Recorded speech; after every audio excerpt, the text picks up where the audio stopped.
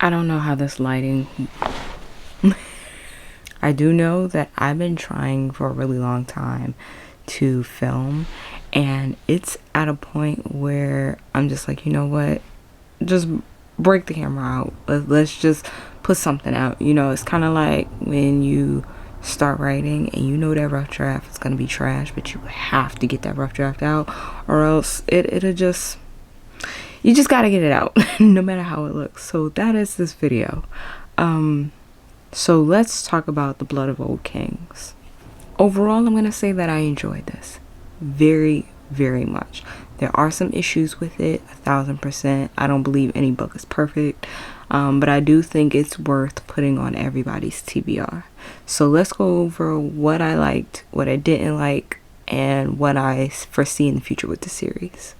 Okay, so overall, I think if you like Star Wars, I think this, I don't know why, maybe it's because I'm watching Skeleton Crew right now, but I'm getting similar feels in terms of storytelling. You have these 3 point of views, and 2 of which I find absolutely amazing. The 3rd one is just absolute trash to me, frustrating out the wazoo.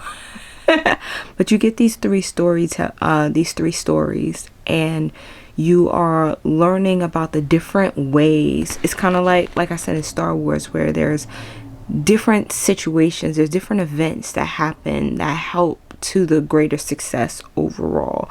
So like with Rogue One, all of that, it's just like that one, it feels like it may be an isolated event, but that one event helps with everything else. And I feel like that's what's happening. Each point of view is giving you a different way in which, you know, this freedom is being achieved, and they all interact with one another, or they're gossiping about one another, but they're all operating pretty independently. And I think that if you are wanting them all to, you know, operate together, this story may be frustrating, but I enjoyed the fact that they were kind of like doing their own thing, but still lightly interacting with one another, or just having this one specific interaction with each other. There are actually 2 point of views that never meet at all, but they're connected somehow. I enjoyed it overall. The good things, like I said, there's 2 point of views that I very much enjoyed. You had Arian, who is a sorcerer, and then you had Loran, which is, you know, the future king of Arlander.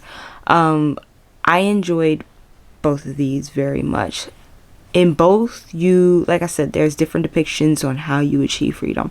With Loran, you get her, she sacrifices her eye to get the power of the dragon, and like she's a complete badass, but she's still like questioning whether or not she is supposed to take the position that she takes. Then you have Arian, and I liked this academia side that you get of society. It's really messed up what happens with her, because in this story, sorcerers are, you know, they live their lives to power the empire, and even in death this happens, where they become power batteries essentially. And the way some people are off to be so that they can be power batteries is pretty jacked up. And so you see this person who is forced into this position, who has this, you know, she has this natural ability to become a great sorcerer, but the empire does not teach her enough. And with Ariane, I found her point of view to be my favorite of all, even though I like Loran and the fact that she's a mom and she's like on this revenge plot. Arian is something that I constantly talk to my kids about. So like my kids, and a lot of kids, whenever I would teach, would be frustrated with, you know, the education system, and like feeling like they, you know, they're not learning enough, or school is boring. And I constantly have to say, look, the system wasn't built to teach you everything you need to know, everything you want to know. Education is liberation. They're not going to liberate you. So unfortunately, it is on us in our society to teach ourselves as much as we absolutely can. And so you see Arian dealing with that same thing, where, you know, natural abilities, highly gifted, but is not taught enough to move past or fight her way out of the empire. And so she's having to take on these, you know, interesting kind of jacked up teachers in order to learn what she needs to learn. So I enjoyed both point of views. I enjoyed the fact that they're not really talking to each other, or there's just some interactions. Enjoy the story overall. I also enjoyed, let me change this lighting. I also enjoyed the fact that there are dragons in this. Like, let me get the book. So if you look at the book, right, the book starts with this specific dragon, and it had 7 eyes, and Lorraine gives off one of her eyes in order to, you know, get the powers of the dragon. So now this dragon has 8 eyes. Amazing. The way this dragon lore is told is something I've never heard before, so I found it very interesting, and it had me invested in the story as well. Okay, the light is a little better here. Another reason I enjoyed this book was because of how community was so important to the movement, so important to rebellion, just realizing that you cannot do things on your own. So while you see Lorraine and how she's this mom who has lost her kid and her husband, and she is fighting, you know, against this oppressive system, this oppressive empire, you see through her lens, you see that she cannot do it on her own. Like, even though you see that even though she holds all this power, she's still thinking about everyone, and the community is constantly uplifting her and being there for her. She's learning how to be there for them. It is absolutely amazing. You see that on the battlefield and with everybody rallying with her. You see that in Kane's side with the woman who raised him or helped him after he left Arlander, you know, because his parents were, you know, killed. You see that community come together and, you know, help one another in time of mourning. And so I loved seeing that community aspect and how it is necessary for freedom. It is necessary for oppressed people.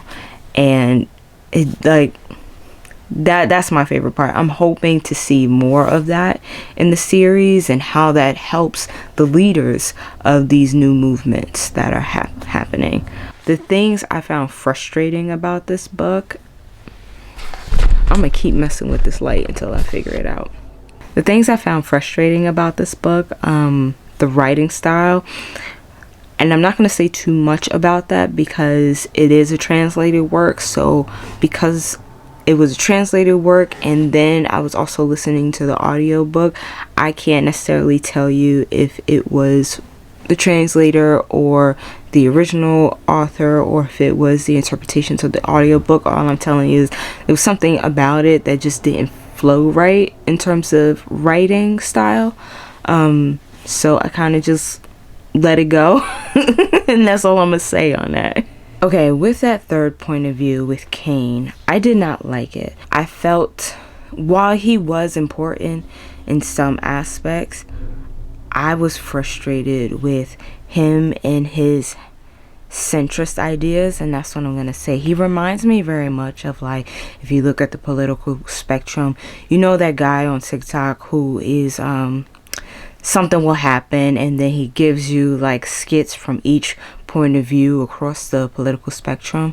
Kane feels like he's directly in the middle. He doesn't necessarily care about independence or anything like that, but he also doesn't want to get in anybody's way. He just wants to live his life, and there are several integral important times where he could have made a choice to be with, you know, the politics, be with the rebellion, and he just absolutely chooses not to, especially at this one important time at the end of the book. And I'm like, dude, ill. So like seeing this man who refuses to stand up against oppression, you know, is comfortable living his life and is comfortable playing the fence. While then you have these two women who are learning to be badasses in their own rights, and they are motivating everyone. I find it frustrating seeing this guy who is supposed to be king be so cavalier with everything. Meanwhile, these women are just like rallying the people and bringing them from despair to hope. And I'm feeling like this guy who is supposed to be king eventually, like, what is he doing? You get what I'm saying? I'm finding that frustrating that the women are starting the movement, and it's looking like he's supposed to end it.